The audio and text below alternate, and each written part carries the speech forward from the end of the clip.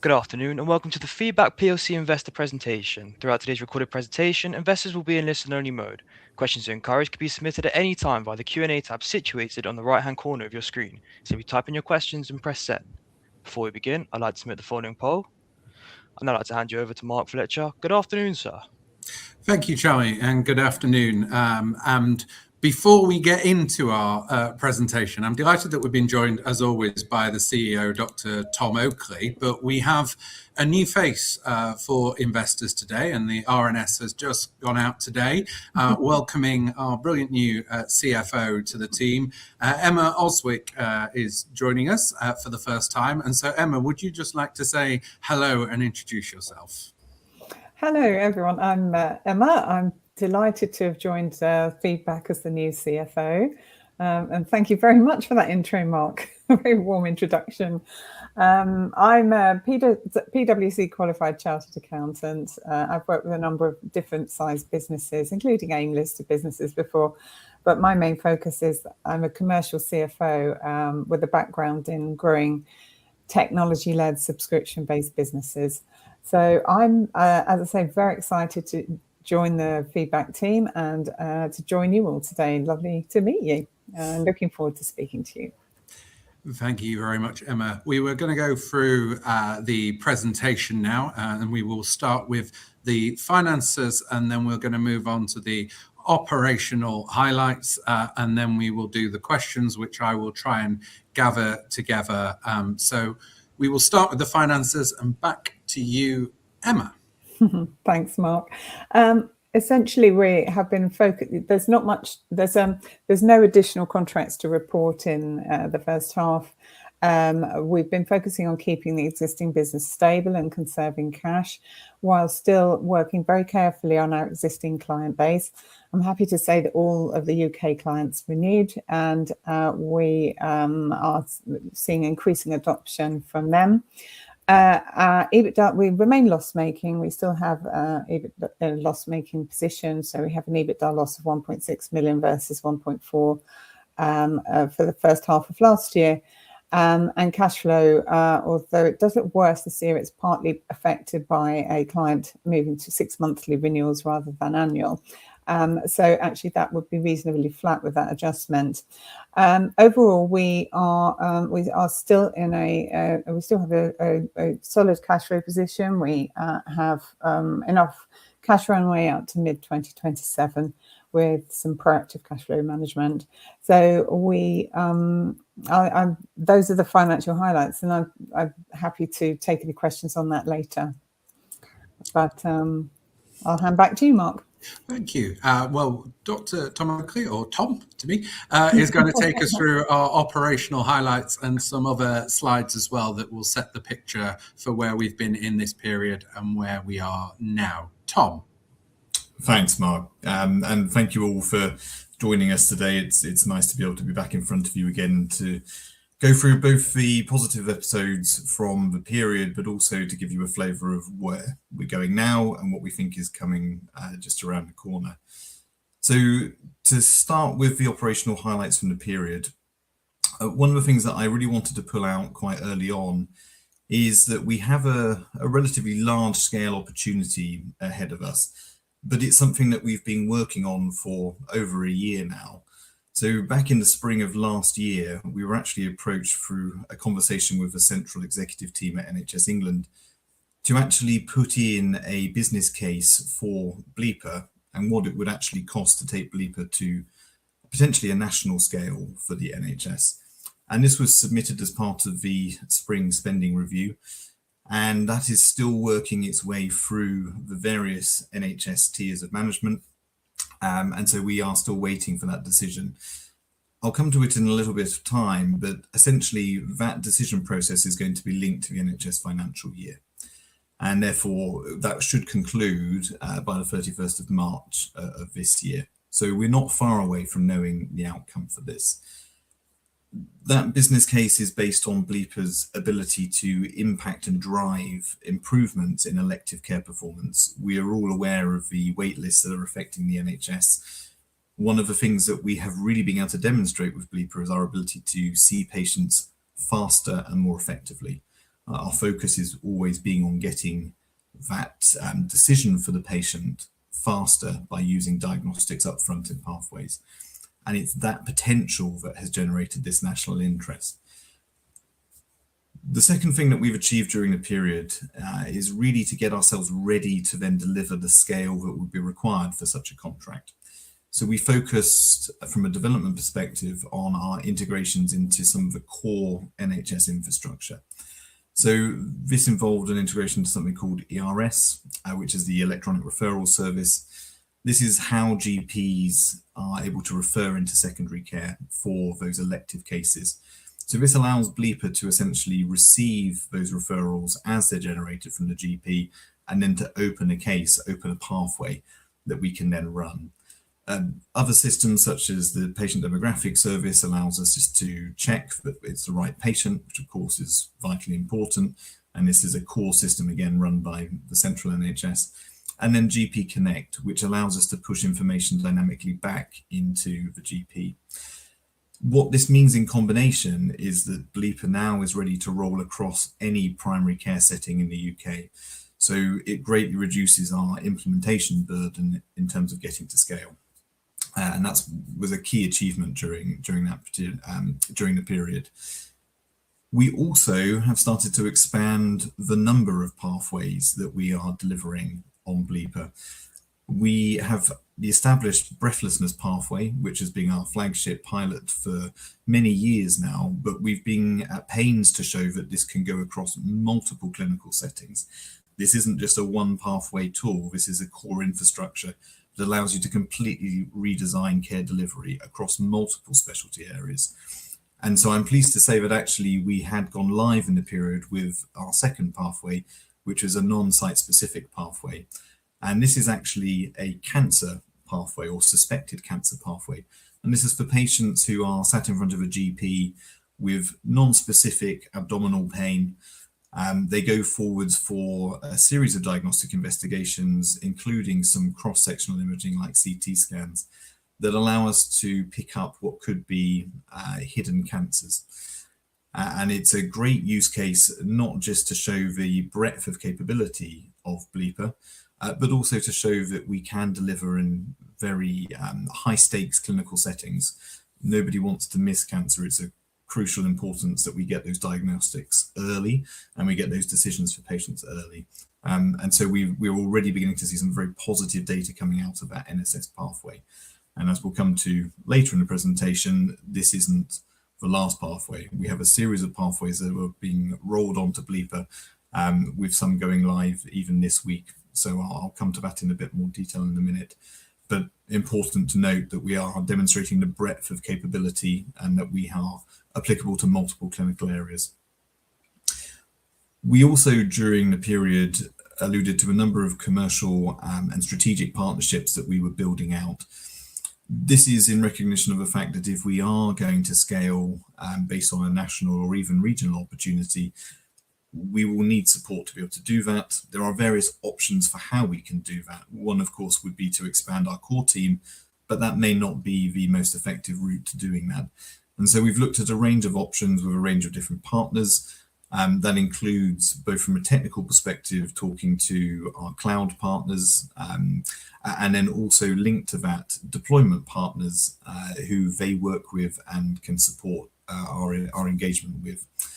And then beyond just the technical and implementation partners, the sort of commercial partners that could help us to sell and position this into the NHS.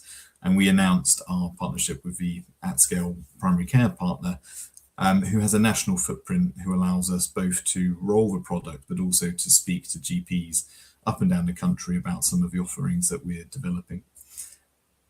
And lastly, but I think very importantly, we were also selected to deliver 2 national neighbourhood simulations. So the neighbourhood health model is one of the driving priorities of the NHS in the upcoming 10-year period. It's all about shifting care out of acute providers into the community. Now, one of the core things to be able to do that is to be able to have a common view of the patient across all the different services that need to work together. If you're going to deliver care in the community, you need to be able to align all of those community services around the patient. So Bleeper not only gives you that common view of the patient, but we also allow different stakeholders to come together to collaborate. And in a clinical context, that might be different specialties, but in a community neighbourhood context, that could be social care, mental health, even local authority. And so we were able to demonstrate that you could, through a digital infrastructure like Bleeper, very quickly and effectively move into that neighbourhood model. And we'll speak a little bit more about that in one of the coming slides. So I just wanted to pause briefly and remind everyone of the value proposition beneath our product and what it is that Bleeper really unlocks in the NHS. I'm sure that everyone on this call will have at some time had some interaction with a healthcare service, and many of you may have gone through an elective care journey, so you will know firsthand how convoluted and time-consuming it is. So the traditional care model essentially involves your GP referring you to a specialist, and in a traditional model you would go to see that specialist, usually in person, and then that specialist will arrange some tests for you. And then once those tests are completed, you will then go back and see them for the results. And in the event that it turns out that that was the wrong specialty, you will be referred back to your GP and re-referred, and you may end up repeating the whole process. It's a model that hasn't changed since the 1940s. It's a model that doesn't scale, and it's a model that is very expensive. And arguably doesn't deliver the best care for the patient because of all of the unnecessary appointments you have to have before you get a decision. So what we have been able to unlock with Bleeper is the ability to think about the whole pathway differently. So what you are able to do is to actually say, broadly speaking, if you present with these symptoms, you're going to need these tests. They're going to be done regardless of you having an appointment. So why don't we just go straight ahead and order those investigations? Once those tests are completed, we will actually then present those completely remotely to a team of specialists who can review that, decide whether you need more testing or whether actually they can reach a decision without testing, or in a rare occasion that they might actually need to see you. And as a result of that, we've been able to show that you can both shorten that pathway from time of referral to time to decision, but also that actually in about 90% of cases, you can make those decisions for the patient based on that diagnostic information and the information that we bring through from primary care, and that you can do that without ever needing to see the patient. So what does that actually mean for the NHS as a whole? Well, given that the NHS needs to see more patients and it needs to see more patients quickly, it is in desperate need of a productivity boost. Being able to redesign these pathways and redesign the way in which we deliver specialist opinions to patients is a fundamental principle of how we're going to drive change for the NHS. What we've been able to demonstrate, certainly in terms of a breathlessness pathway on Bleeper in Sussex, is that we can complete these pathways on average 63% faster than the standard that the NHS is aiming for and failing to hit, which is the 18-week target. So we're going faster than the NHS is even able to deliver at the minute. We're hitting the target and going faster than the target. We're also able to avoid about 90% of those traditional appointments and manage the entire case completely remotely. And what this has led to is a conversation with the system about, could we redesign some of the financial tariffs for activity that would reflect the lower cost of delivering this remote model? And if we were to renegotiate a lower tariff, could we then drive enough activity that we would actually end up in a position where we were doing more patients, but within the same financial envelope? And what we've actually been able to model with the system is that if they were to agree a new tariff rate for what we would call a synchronous delivery, which is the Bleeper approach, they would be able to see about 30% more patients for the same NHS budget. Now, bearing in mind that the national target is around a 2% productivity improvement, the fact that we could deliver a 30% productivity improvement within the same budget is frankly astounding, and I think why we are generating such interest for the product and the approach. So what does this mean for us now and what's coming around the corner? So as I mentioned right at the beginning of the presentation, we have attracted quite a lot of central attention for what we have been doing in the NHS in Sussex particularly. We have submitted that business case. It has gone through the spending review process and is currently working its way through the system. And we are waiting for an outcome from that, which could result in an at-scale opportunity for us as a company. That could be as large as a full national contract. It could be on a more regional or ICB basis. We don't know yet, but we are strongly expecting for that to be a positive outcome. That said, we can't guarantee anything, and we don't have a confirmed answer from the centre yet, despite multiple conversations and this being a very live dialogue. So we're all watching this space with a great anticipation. And as soon as we have a firm outcome, of course, we'll be communicating that to the market. But we are in a very strong position, given what we can deliver for the system and the impact that we can deliver for patients. Separately to that more central opportunity, we've also been building our sales pipeline of opportunities directly with the integrated care boards. So the integrated care boards are essentially responsible for localities of care. There were 42 of them, and they're now being consolidated into 26. That is supported by the fact that new money is coming online from April at the start of the next NHS financial year, which is also part of that spending review package, and contains different pots of funding, including a 10 billion pot for tech adoption for the next 3-year period. That means that there is new money coming online to support these conversations with the individual ICBs, all of whom are tasked with driving elective recovery for their populations, all of whom need to do more activity within that same financial package for activity, and all of whom recognise, broadly speaking, the need for change. So this is finally a captive audience with money coming online in April, and that is a group for us to engage with. We have struggled over the last 12 months to engage with this audience, largely because, as you'll see in point 3 here, the NHS has been going through a restructuring for the last 12 months. I mentioned that there were 42 ICBs and they're consolidating into 26. This is also being in parallel to NHS England being absorbed into the Department of Health, which has meant that essentially a 50% headcount reduction across both the national and the regional teams, which meant until recently people haven't known whether they were going to have a job or not. And a lot of the stakeholders we had been engaging with were either leaving or soon to leave potentially. So now we're in a position where that consolidation should be completed soon.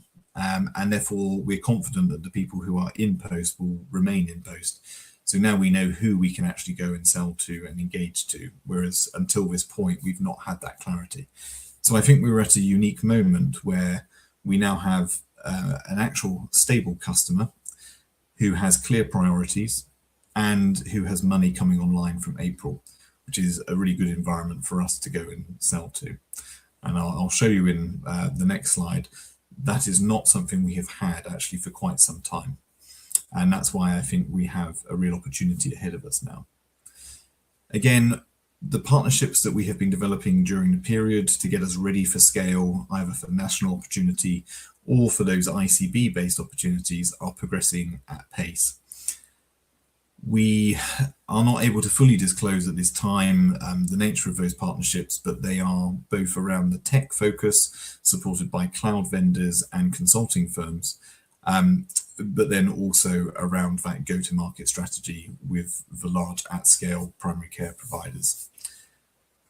And lastly, a note on neighbourhood health. As I've said, Bleeper was the underpinning infrastructure for both of the national simulations for neighbourhood health.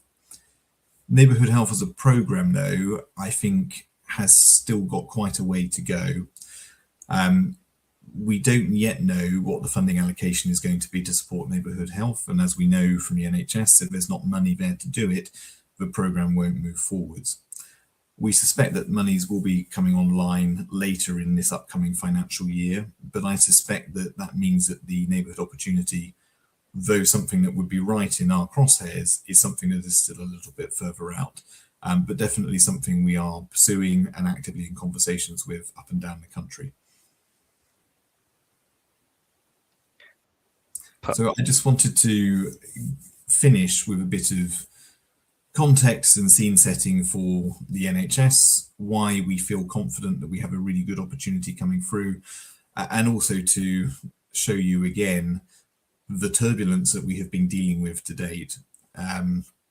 So since Labour came into power, they did a year-long programme where essentially they tried to understand the problems that were facing the NHS, and then to come up with a strategy paper called the 10-year plan to outline what they wanted to deliver over the next 10-year period. Those two processes, the pause and the strategy, have now concluded, and it is now transferring into action. And we are at that action and implementation junction now. So spending review money, which will outline what the NHS has to spend for the next 3 years, that lands in the system in April. The merger of NHS England and the Department of Health, although going on in the background, should complete within the next year. And the mergers of the ICBs should be complete going into this upcoming financial year. So as of April, we should have a much more stable environment with fresh new monies coming in to drive those decisions. So the landscape is good. And of course, in the background, we have our own potential national opportunity, which has also gone through the spending review process. And we may get a decision in and around end of March, beginning of April, around that sort of opportunity. So things are generally stabilizing after what has been a long and sustained period of turbulence.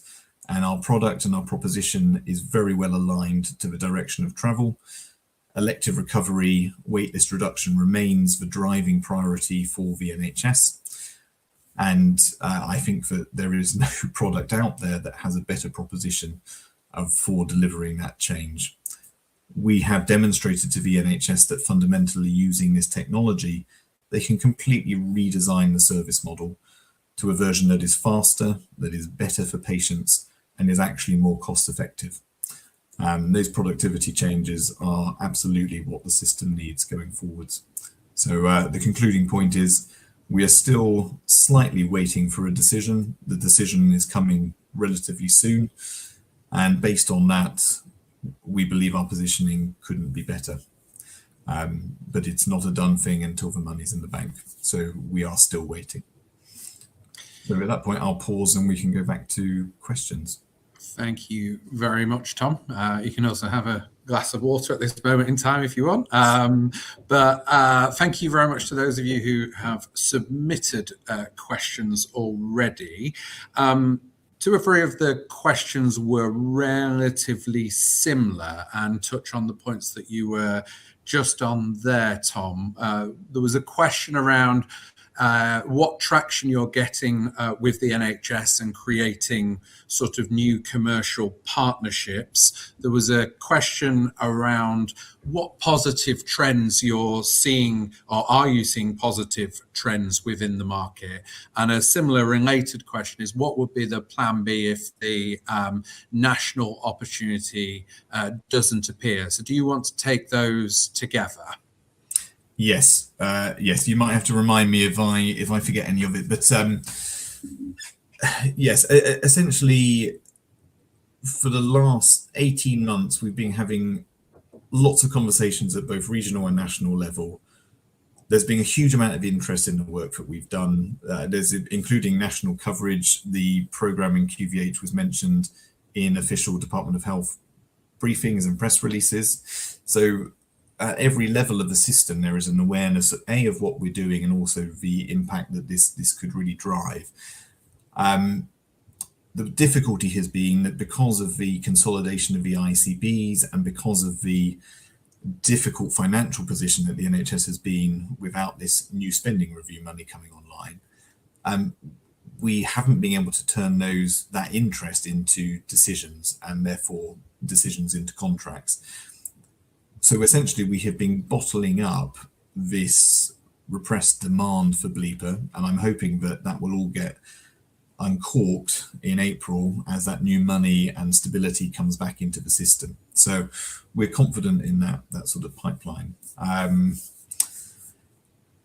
Hopefully the last slide probably covered the wider landscape questions, but again, if you want more information on that, just ask in the chat and we can revisit it. And in fact, having Mark on the call might be quite useful given your expertise in this space. Does that answer the questions, Mark, or have I missed? Did you cover the plan B? Plan B. Yes, no, good. So we are optimistic that plan A will happen. That plan A may have a variety of flavors. Plan A may involve us licensing Bleeper into the centre, which would be a single contract. It may be a framework whereby actually we then have to still sell this to ICBs. In either of those scenarios, of course, would be a wonderful move forwards for the company and a great recognition of what we've of a value proposition. But they're very different in terms of what we would need to do, how we would need to scale and going forwards. But of course, they're not guaranteed. And in the event that neither of those happen, the default position is to then continue to sell directly to ICBs. ICBs will be the right customers. They are the strategic commissioners of the system. They will be able to also take the system forwards on the basis that it has a value proposition between providers. So rather than selling this to individual NHS trusts, it's better to sell this at a regional level where they can see the benefits across a broader population. And because of that new strategic commissioning role that ICBs have, they're definitely the right target customer for us. So the default position is sell to ICBs. Now we've been nurturing a deep pipeline of ICB interest for some time, as I've just mentioned. ICBs are very aware of the proposition. They're very aware of the fact that new money is coming in, and they will be also trying to prioritise what products, what approaches, what programs they're going to take forwards as that new money comes online. So we're very much focused on driving those conversations in parallel. We've had a couple of questions in regards to neighbourhood health. So one of them is sort of what opportunities with partners and trusts, what developments have there been in relation to neighbourhood health? And then the other one was in relation to the simulations, and is there any possibility of that leading to an adoption at a national scale? So did you want to answer those together, Tom? Yes. Well, I think by its very nature, neighbourhood commissioning will never be done at a national scale. It will be done on a locality basis based on the new place-based locations that have been agreed, of which there are a number up and down the country. I think, as we alluded to in the last slide, although the value proposition of Bleeper into neighbourhood as a core enabler is absolutely clear, and I think largely well appreciated up and down the country as a result of the simulations, it's still uncertain where and when the money will be coming into the system to pay for neighbourhoods. So I still think that neighbourhood contracts will be some way off, even though the value proposition is there. So what we're seeing at the minute is that we're having a lot of conversations with the new neighbourhood teams up and down the country. Everyone's recognising that actually it may be a good idea to invest in digital infrastructure rather than, say, bricks and mortar. I think the natural instinct for the system is to go and build new centres, and there has been a lot of press coverage about building neighbourhood centres. But actually what we found from the simulation was that the participants found it much more useful to collaborate through a digital channel than they did through physical co-location. And actually, if the lessons from the simulations are taken forwards, digital would be prioritised rather than bricks and mortar building. And so I think at the minute, the crux of our commercial opportunity rests on us putting that digital infrastructure piece front and center, which I think is being done very successfully at the minute. But as I say, I think neighbourhood is still further out. Right now, the driving focus for the NHS is around elective recovery. That's where our core value proposition really sits, and that's where our evidence base sits. And I think that forms the basis of both the national and ICB conversations that we're having. Thank you. I had a couple of questions in regards to the integrations, which I think from memory was point 2 on your operational highlights.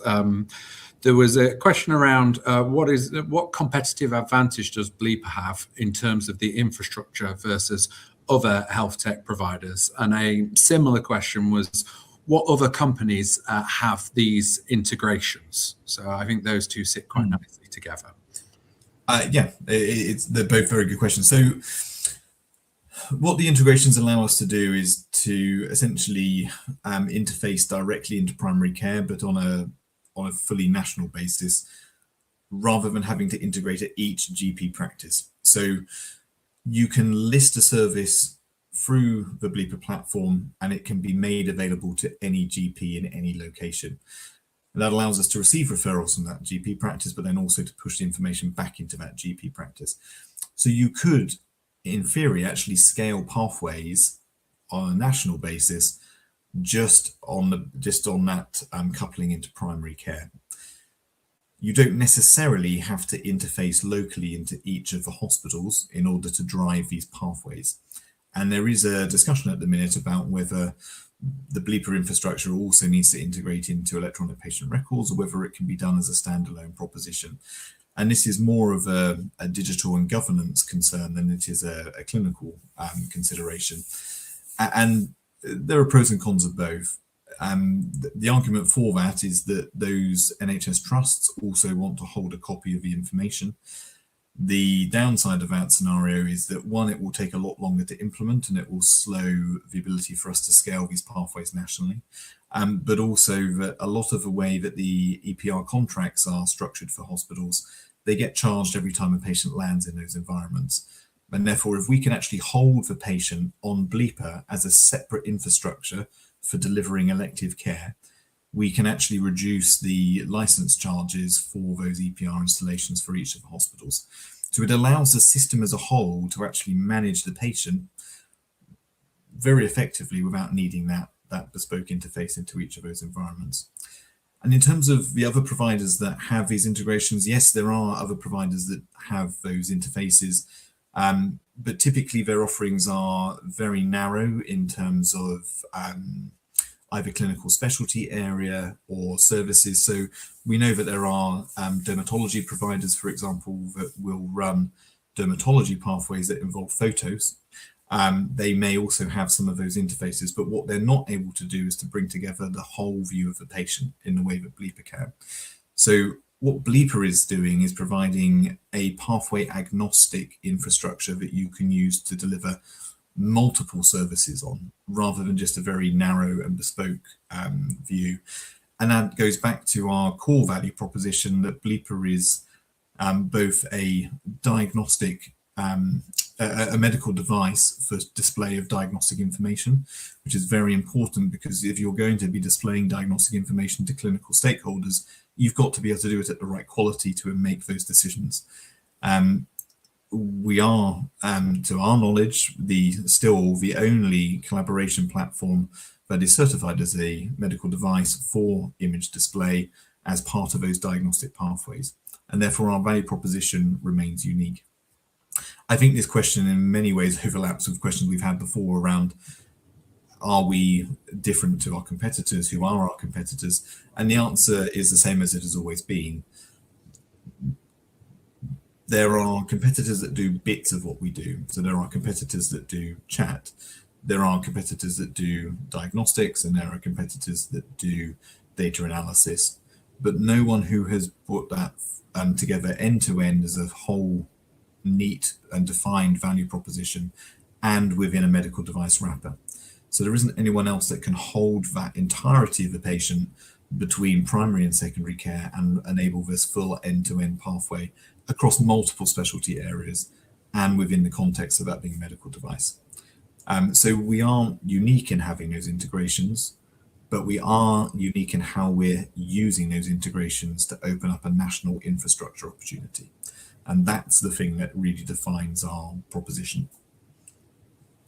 Thank you. We've got some finance questions around the sort of level of cash that the company holds at the moment, what we see as the possible burn rate over the next 12 months, and also do we anticipate any additional funding being needed? So, Emma, did you want to answer those?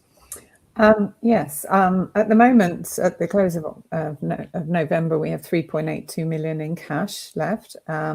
We believe that with proactive cash flow management, we can our cash runway will we have sufficient cash runway to mid 2027.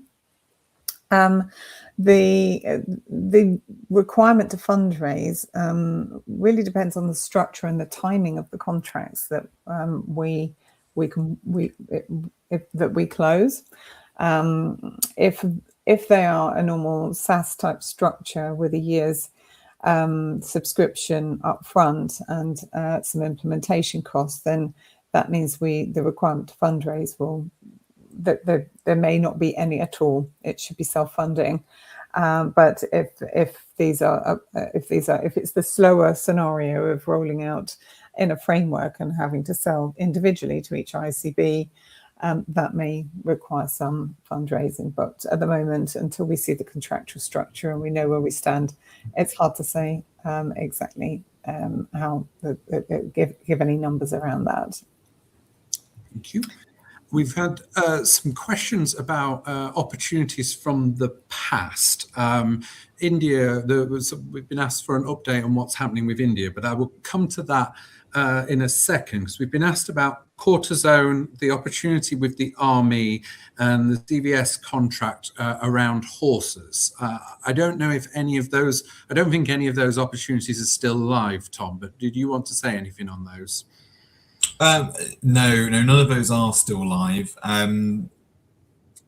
It was a strategic decision to not pursue those because obviously we have finite cash and we have, in this country, certainly a very large and dominant primary customer, which is the NHS.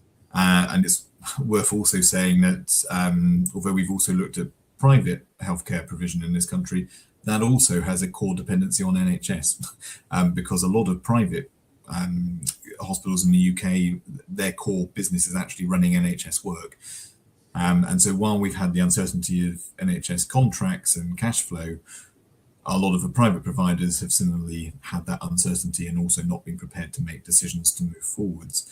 And I think you'll see increasing pressure actually on those private providers as the NHS tries to reduce its dependency on private provision. So slightly convoluted way of saying, no, those opportunities have fallen away. We've focused strategically on the NHS because we believe that's our largest and most realistic route to commercial success. And therefore we've had to be disciplined about that and focus very much on that. Did you want to add anything on India as well, or does that fall under the same category? It falls under the same category. We've paused in India, so we haven't fully withdrawn.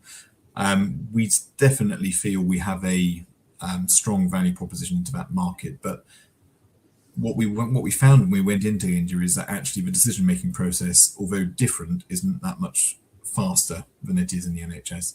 So here in the UK, a lot of decisions are made by committee, and it takes a long time to move through those various committees. In India, the decisions typically are taken more by an individual, but actually getting to that individual is a much more convoluted process, and you have to go through multiple tiers in order to do it. And so the conclusion was that to do India properly, we would have to properly resource that, and that wasn't something we could do at this current commercial juncture. So we have parked it for the time being, to be revisited in the future as and when the opportunity presents itself. And just to round off this series of questions, we've been asked our sort of customer retention rate and also why the QVH contract shifted to 6 months. So if we could just clear those off. Yeah, so our retention rate is pretty astounding. I mean, basically all of our customers have renewed, and they've renewed for multiple years. And the reason for that is, as we've always said, typically speaking, NHS contracts have a very long lifetime value. The time it takes to actually acquire the customer and the cost of acquiring a customer is quite large. But once they are a customer, they tend to renew for multiple years, and therefore the total lifetime value is high. And I think that is also a testament to the quality of our product, the value proposition that we have created, and the fact that they do see recurring value and therefore are renewing, despite very difficult and tight financial environments in the NHS at the minute. So they continue to renew the contracts with us. Was there a second part to the question on that, Mark? Now you're testing me, and I was just planning my next question, so let me sorry before I come back. Well, I feel like there was a bit of that question I've not quite There got. was customer retention rate was in there.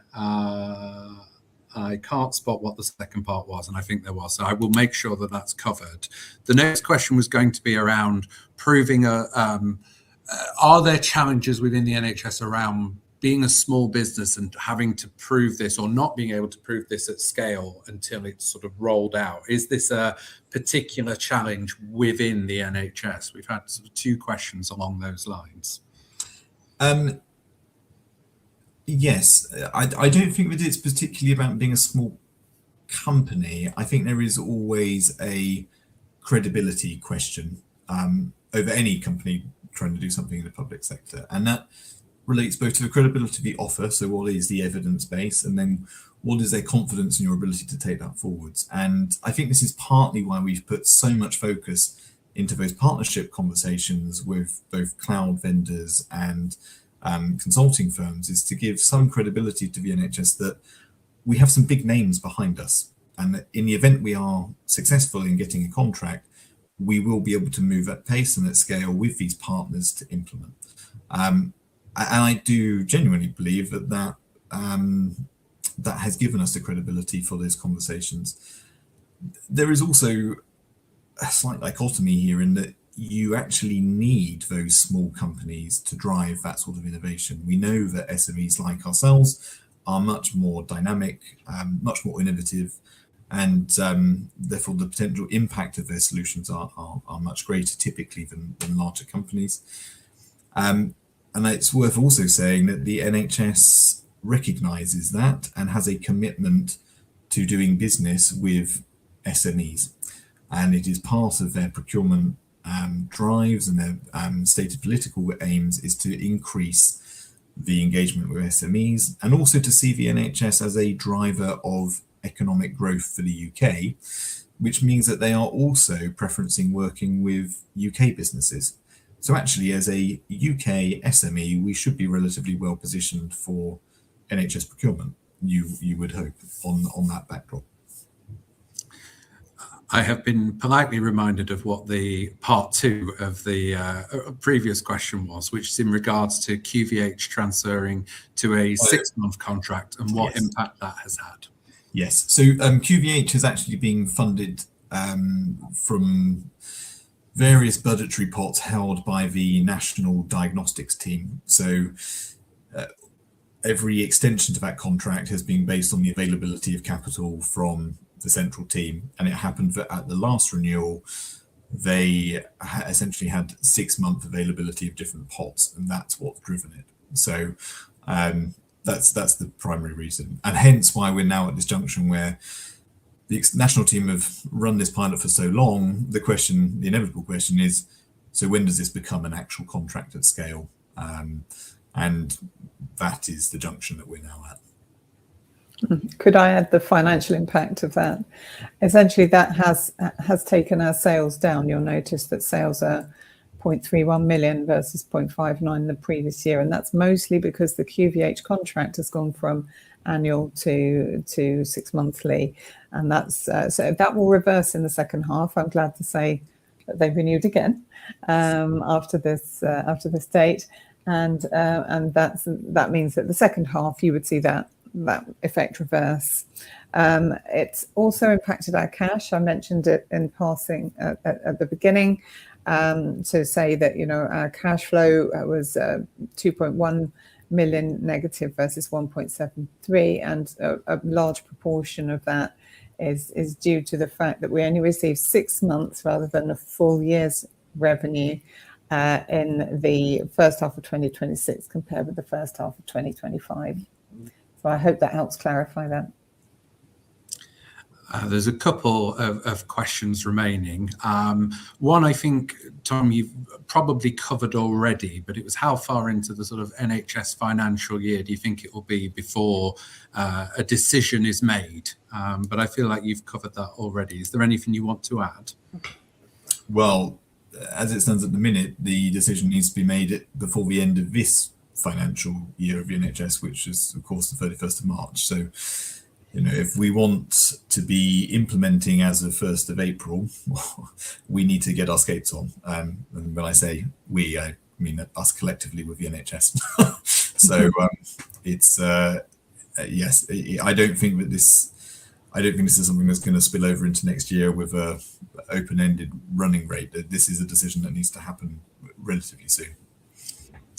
And then there's a question around for investors who like to keep an eye out on news related to Bleeper, which government departments and which sort of teams should they be looking at for information, news and opportunities? Well, centrally speaking, the news will be coming out of both NHS England and the Department of Health. I mean, I mentioned earlier, we've actually already been covered off in one of the Department of Health's press releases from last year. So it will be those sorts of announcements. I suspect most people probably don't have a subscription to the Health Service Journal, but actually that's where a lot of trade release gets issued. So you may see coverage there. And then if it's taken forwards with enough gusto, as we're all hoping, you may even see it in more mainstream media outlets. So I don't think you'll have to go looking. And also, as and when we get good news, we will be pushing it out as well. So you should see it on your RNS feeds as well. The final question that I had at the time I took my last notes was, has there been any progress in relation to Canada? I know that you did a visit out there last year, Tom, but I don't think there's any live opportunity at this moment. Yeah, no, we did. We were invited out on a trade mission to Canada, and I think we looked at the opportunity there. Again, similar to India, there's a great fit for what we do. I think there's a huge potential in that market, but it's a potential you have to invest in. And right now we don't have the cash to make that investment. I think it was an important thing to go and scope that opportunity and to actually go in person and kick the tires on it. And I came away very, very intrigued, because I think that there is a strong proposition there, but it's not one we can open right now, not until we land this core contract here in the UK, stabilize our position, and then we're on a good footing for growth. It would be a distraction to do it at this point. Fantastic. Well, thank you very much. And Tom, I'm going to ask you for some closing remarks, please. Thanks, Mark. Yeah, I think to conclude, we have put a lot of work into getting to this current juncture, and I appreciate that from a shareholder's perspective, it must feel very frustrating, because you probably haven't seen any news coming through because we haven't been able to announce new contracts.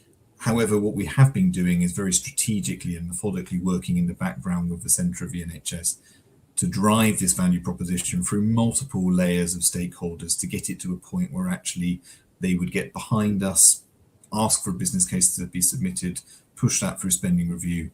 And we're almost at the final hurdle now of what has been an 18-month or longer race. And we hope for a successful outcome.